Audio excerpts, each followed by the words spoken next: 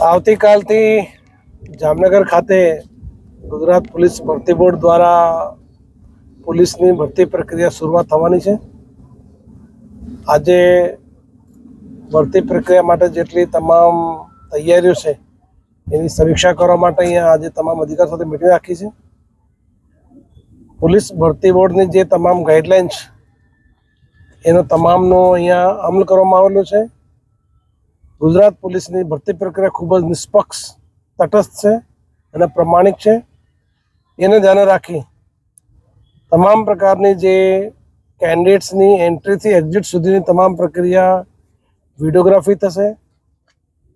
તમામ જે કેન્ડિડેટ છે એને RFID ટેગ મૂકવામાં આવશે અને કોઈપણ વ્યક્તિ જે કેન્ડિડેટ તરીકે આવવાના છે એને તમામ પ્રકારની ગાઈડન્સ એકવાર એન્ટ્રી થયા પછી શું કરવાનું, શું નથી કરવાનું એ અમારા પોલીસના અધિકારીઓ, કર્મચારીઓ દ્વારા આપવામાં આવશે। સાથે સાથે જે પણ કેન્ડિડેટ આવવાના છે એ કેન્ડિડેટ્સને રોકવા માટેની પણ વ્યવસ્થાઓ જામનગર શહેરમાં અલગ અલગ એજન્સીઓ, અલગ અલગ સમાજની વાડીઓ, ધર્મશાળાઓ, પોલીસના તમામ અધિકારીઓ દ્વારા, પબ્લિકના લોકો દ્વારા ખૂબ જ મોટા પ્રમાણમાં વ્યવસ્થા કરવામાં આવેલી છે, જેથી કોઈ પણ કેન્ડિડેટ આવતો હોય તો આને ભરતી પ્રક્રિયા દરમિયાન કોઈપણ પ્રકારની અવ્યવસ્થા ના પડે અને ખૂબ સારી રીતે ભરતી પ્રક્રિયામાં ભાગ લઈ શકે એ પ્રકારની તમામ વ્યવસ્થાઓ પૂર્ણ કરવામાં આવેલી છે। ગુજરાત પોલીસ ભરતી બોર્ડની જે સૂચનાઓ છે એનો કડકાઈથી અમલ કરવા માટે તમામ અધિકારીઓને સૂચના આપવામાં આવેલી છે।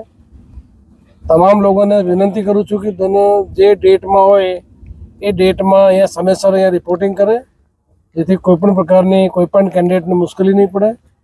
એકવાર આવ્યા પછી ગુજરાત પોલીસના અધિકારી, કર્મચારીઓ એને તમામ પ્રકારની જે માર્ગદર્શન છે એ અહીંથી પૂરું પાડવામાં આવશે।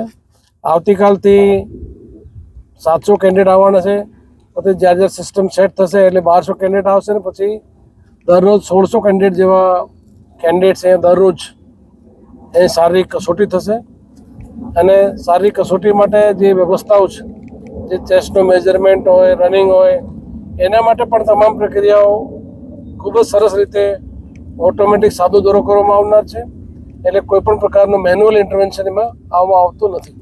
ચલો, થેન્ક યુ।